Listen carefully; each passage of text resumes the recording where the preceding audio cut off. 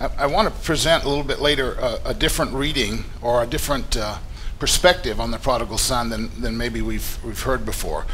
It's not to say that how we've always understood it is wrong. It's just to say that I think the parables of Jesus are so rich that they deserve looking at from different perspectives. The traditional characters usually are seen as the Father representing God, and in this parable he models gracious acceptance of a son who was wayward, who had really considered the father dead. To ask for his inheritance was to, in that culture, consider that the father was of no value to you. Who went off, spent the inheritance, came to his senses at some point, and then came back to the father. The father models forgiveness and gracious acceptance to the younger son, but the older son struggles with offering that same kind of response to his younger brother. So I think that's a great way to look at this story, and it's the most common way. And you know, you guys have heard me teach on it from several angles in the past, and I think there are a lot of different ways you can look at it.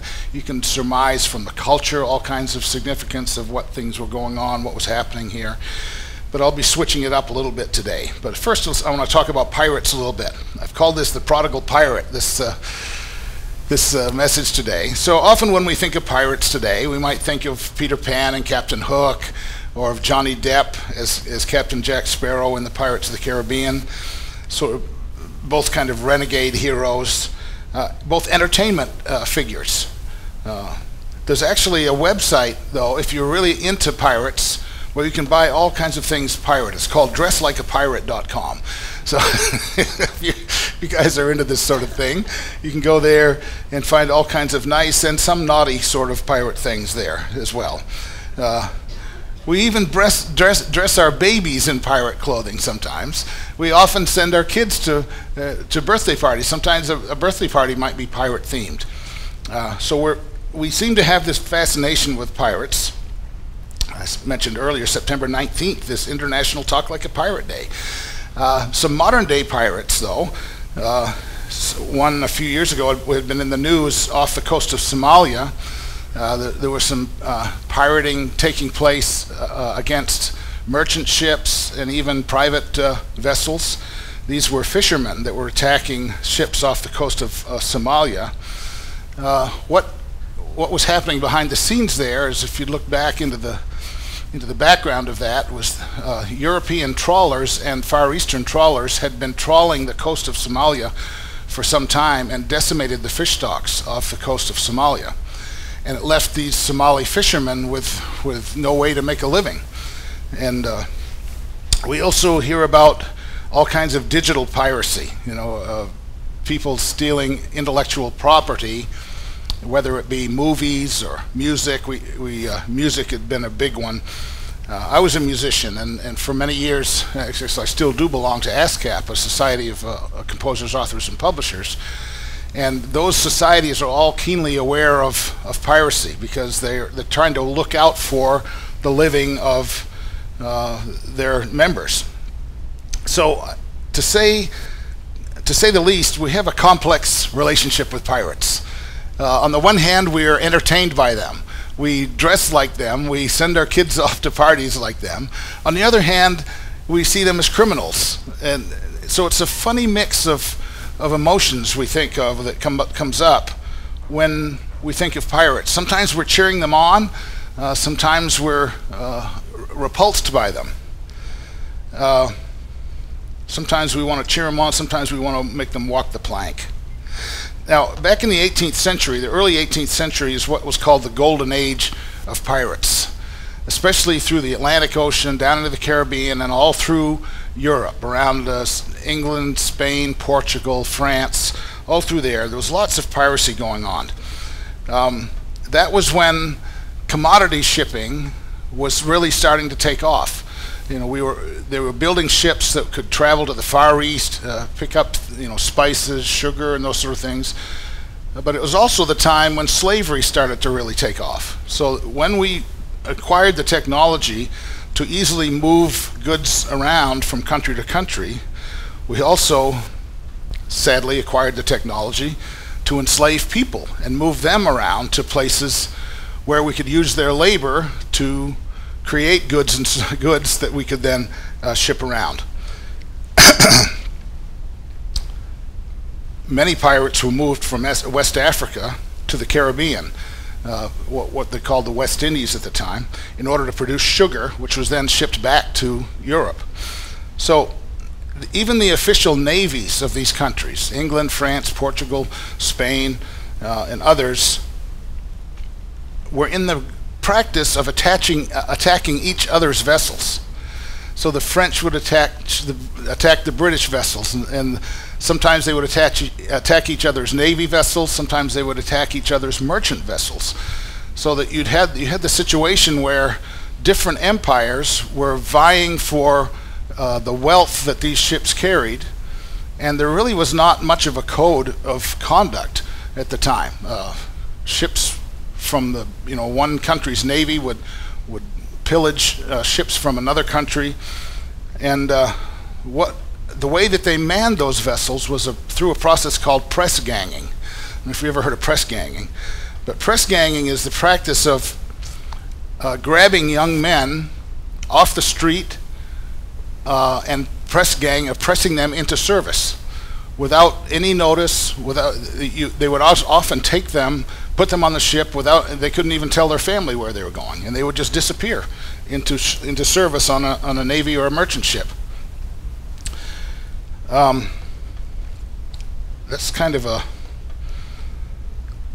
draft with no notice and no recourse, right? You just got drafted. You couldn't help it. You couldn't even tell your family about it. And what they got drafted into was a really difficult life. There was either very meager pay or often no pay at all. They were given rotten food to eat, while the ship's captain and the commanders of the ship feasted on the best food in their luxurious cabins. And the captains and some of their commanders accrued great wealth in this process at the expense of these crew members that they had. It's funny, you drive along the Maine coast and you see these big old captains' houses down along Penobscot Bay. How were these captains able to pay for those magnificent houses? This is how they sadly paid for these magnificent houses. The captains and their high-level commanders really benefited from the forced labor of their crewmen. Often these crewmen only lived a few years in these conditions, and when they died, they were buried at sea. You know what that means? They just threw them overboard, because they were easily replaced at the next seaport. They just grabbed more young men and pressed them into service. So at a time when ships were moved by the wind, this was before, of course, motorized ships. They were moved by the wind and to some degree by oars, labor of these young men. These young men were the fuel that drove these ships, and they were as expendable as fuel. You really could consider them the fuel that these ships burned in order to move these goods around. So it was often in response to these kind of deplorable conditions that some of these young men turned pirate, or what they called going on the account, because they decided, if I'm only going to live for 2 or 3 years in these conditions anyway, then I'm going to go work for myself. And why should I be robbing another country's or another navies or another country's merchant ships, and all of that going to the captains and to the commanders? Kester Brewin wrote a book called Mutiny: Why We Love Pirates and How They Can Save Us, which is a fascinating book. And here's a quote from his book. "These men were not turning to piracy as a way of making themselves rich. Pirates rose up in mutiny in order to escape the barbaric conditions under which they had been forced to live." Now I'm sure you couldn't say this about all the pirates. There's certainly probably some very selfish pirates that just did it out of their own desires, but many pirates turned to piracy in a revolt against the unfair conditions that they were forced to work under. They saw it as self-employment, and they almost without exception and there were different ones, they would have a pirate code. And there are many such examples as this. And these codes differed, but usually they worked on democratic principles. In other words, they had elections for officers on board the ships. The booty that they acquired was shared equally among all those on board, or at least equitably. Like sometimes the captain and some of the top commanders would get 1.5 share, but all the rest of the sailors would get one share. So it was a very different sharing of the income, if you look at it just as income, than they had been living under. They all ate the same food. They had codes often like no gambling on board, no fighting allowed on board, and they had enforced rest days. So these pirates often found themselves, even though they were considered outlaws, living a much better life than they had been living when they were working for legitimate governments. This is not to say at all that the pirates' methods were right. So nothing I'm going to say today is going to say that they were right in doing this. It's just to say it's an observation that when people are forced to live in seriously unjust conditions, they eventually rebel. They eventually push back at that. Here's another quote from Brewin. Pirates emerge whenever economies become blocked. To put it another way, wherever we see piracy, we are looking at a system in trouble, a trading structure that is unjust, perhaps because it has taken something that should be the common property of all people and locked it behind a paywall, perhaps because it refuses to share the spoils of wealth with those who have labored so hard to create it. So again, nothing that I'm going to say today is to valorize pirates' methods. It's just an observation that when we seriously misuse and abuse people and we give them no other recourse, they will often retaliate against that. And it's interesting that pirates did it not just as an act of rebellion, but sought to live a better and more equitable life on their pirate ships, which they often did. So, with all of that as background, let's talk about parables a little bit. I like to think of parables like a prism. Like a prism, you shine a beam of white light into the prism, and out the back side comes several different colors. So I think when we hear a parable, we're like the prism. And what we take away from the parable will differ for each one of us depending on our own life's experience, our place in society, our openness to new ideas. All those sort of things will influence what light we receive from this parable.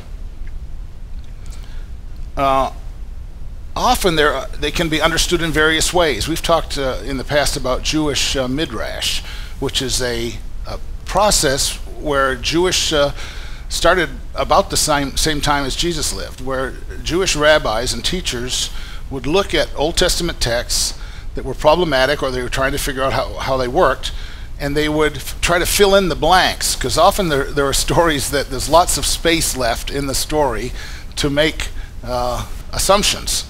So in Jewish midrash, there are often as many as 6 different interpretations to a particular text in the Old Testament. So I think we make a mistake when we look at the parables and try to come up with the one correct interpretation of the parable.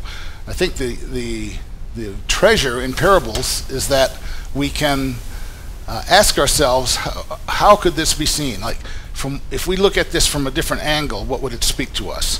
What could we learn looking at this? Maybe switching the characters up or doing some things like that.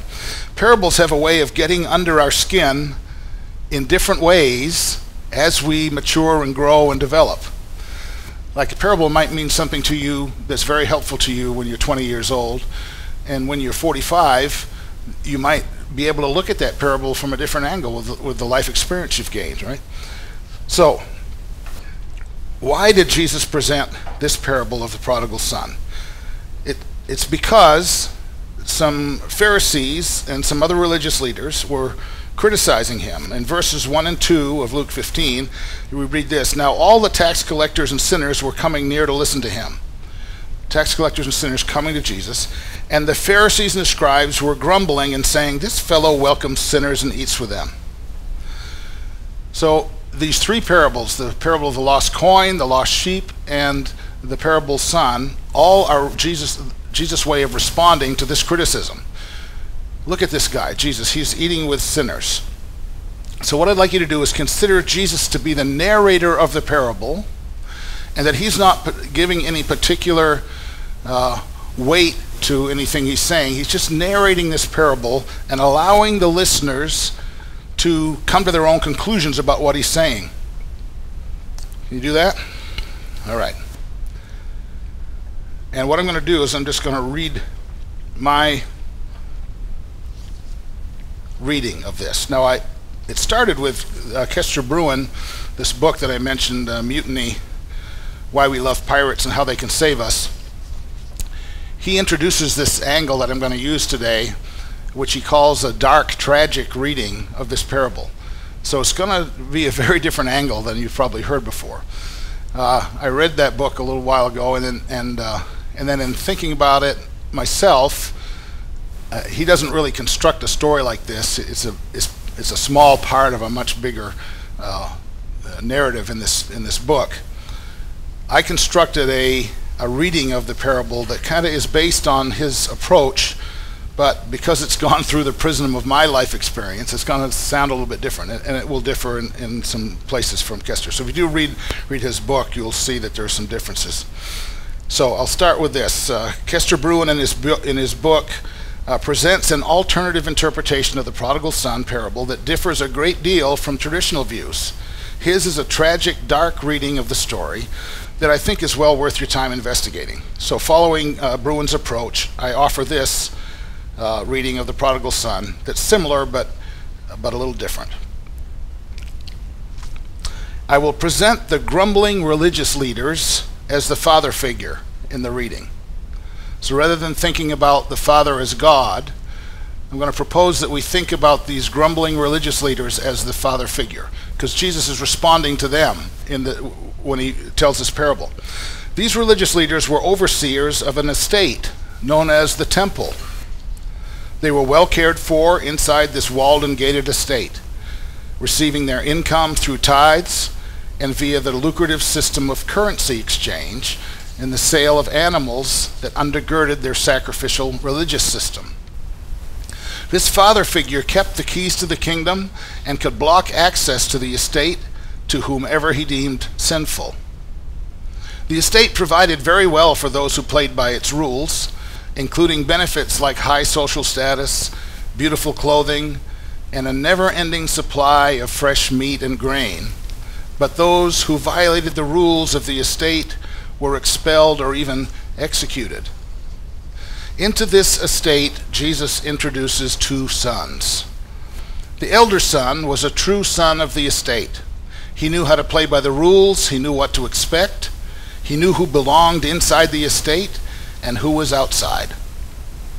Being the firstborn, he knew what was expected of him. He worked hard and knew what he was entitled to. Perhaps he was being groomed to be a priest or a scribe or a Pharisee, and his father was very proud of him. The younger son also grew up in the estate and enjoyed all the benefits of being an insider.